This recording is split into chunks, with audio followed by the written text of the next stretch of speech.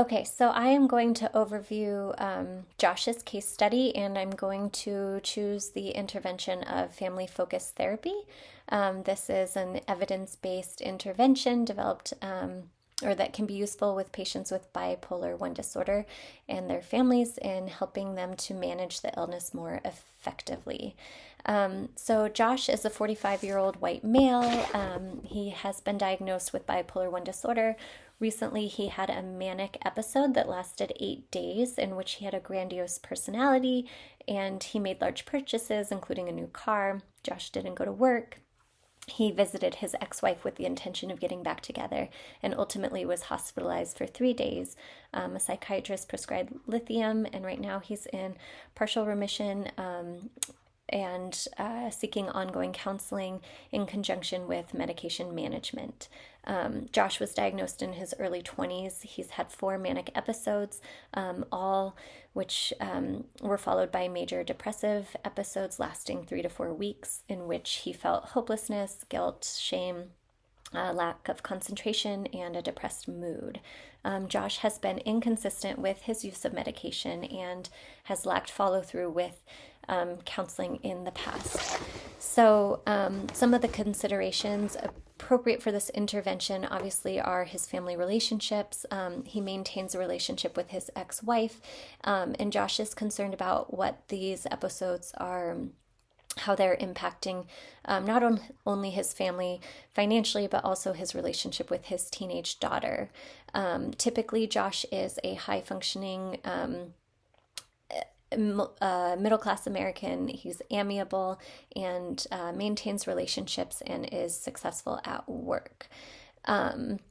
One of the studies I used was Milkowitz and colleagues from a 2003 randomized study of family focused psychoeducation and pharmacotherapy in outpatient care management. One of the biggest findings in that was that insufficient knowledge of family members correlates with treatment non adherence.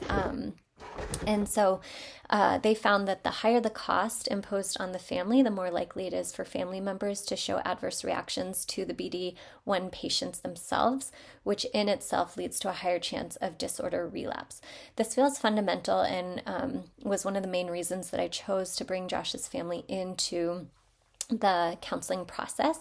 Josh also has a really wonderful relationship with his parents. His dad has helped him financially when he has been in a financial crisis, and it seems like they could be key supports to help in his medication compliance and therapeutic goals. So, a big part of family focused therapy is utilizing psychoeducation. So, this includes knowledge about the disorder, understanding the illness, from the symptoms to the biological underpinnings of the bipolar disorder.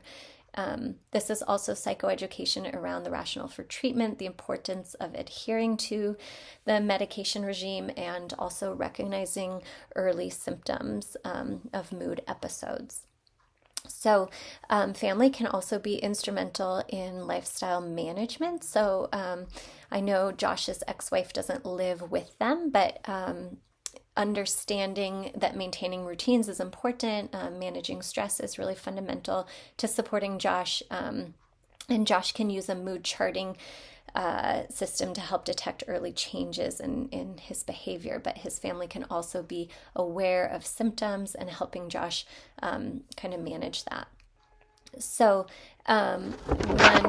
another aspect of family focused therapy is to enhance communication, which can be really supportive to Josh in combating those feelings of guilt and shame associated with the disorder.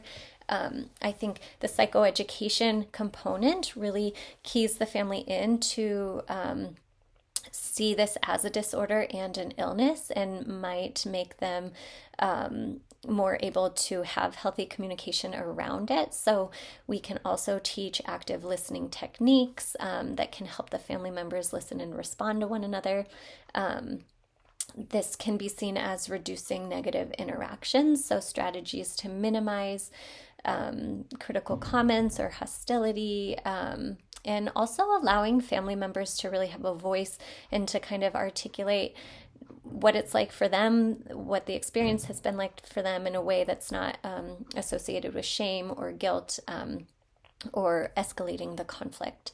So, some problem solving skills and training is incorporated along with identifying problem areas. So, this could look like strategies to reduce the overspending that can happen with the manic episode. So, we can really generate ideas around problem solving to kind of minimize the impact on the rest of the family and on Josh.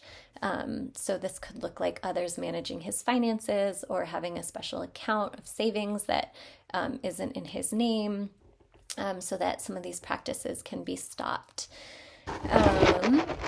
But with the buy-in of the family and the support of the family, I believe Josh is more likely to continue with his medication adherence and also continue meeting the counseling objectives with that family support.